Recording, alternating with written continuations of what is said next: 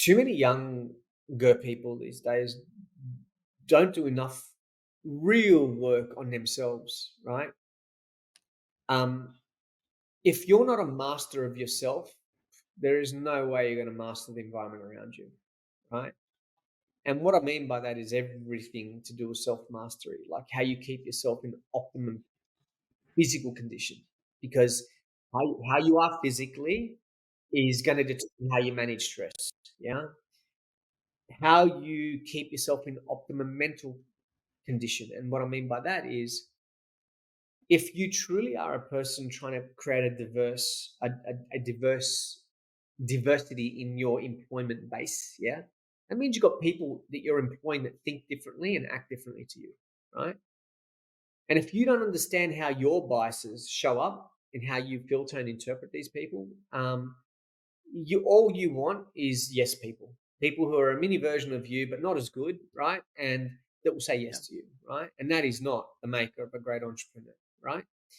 And so the more you understand just you, like how you communicate, how you receive communication, how you lens, how you like bias when you see someone and their behavior, and you automatically default to this when actually it's that, and that level of self-awareness and self-mastery, like if you don't have that, man, you're never going to be a great leader because you only ever lead the people who fit your leadership style because they see they want to be you, right? Really, that's what they want to be you. Because often very charismatic entrepreneurs, right? When you look at their organizations, you just see mini me's, right? You know, when it's interesting when I see entrepreneurs, I walk into their businesses and I see the diversity of kind of people. Then I go, okay, this is a person who really understands themselves, and quite often, that tends to be true. Not always, but most of the time, right? Like you can really see that person knows their strengths and weaknesses, and that person has created that diverse culture and has a very different ranging set of people around them advising them, right? And that's when I see entrepreneurs who really succeed and do well, right? Because they really get that themselves.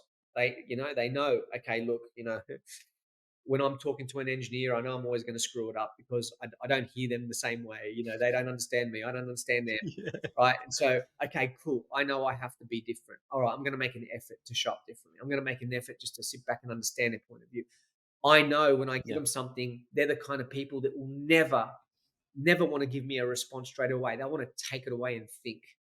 And they're going to come back to me in 2 days with a very well articulated, response to the thing, right? And I've got to let them do that. They are, I'm a natural positive person. They're a natural skeptic person. Good doesn't mean they're bad. It means they're there about risk. They're skeptical. They got to prove it to themselves. Let them go through the process. It's like, and I say this because this happens to me all the time, right? And what I used to interpret as difficulty in that kind of person, it's not. It's just they hear different. When they hear me talk, they hear like bullshit, honestly, right? Yeah. And so they go, oh, hold on, I need to know the detail. Yeah, great vision, but what's underneath that? And that's how they think.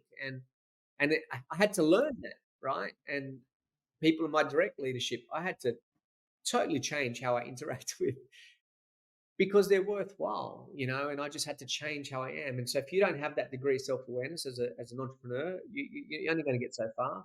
Thank you for watching this episode of the Getting Mental podcast. If you like this episode, then you'll love this one here and this one here. Check them out.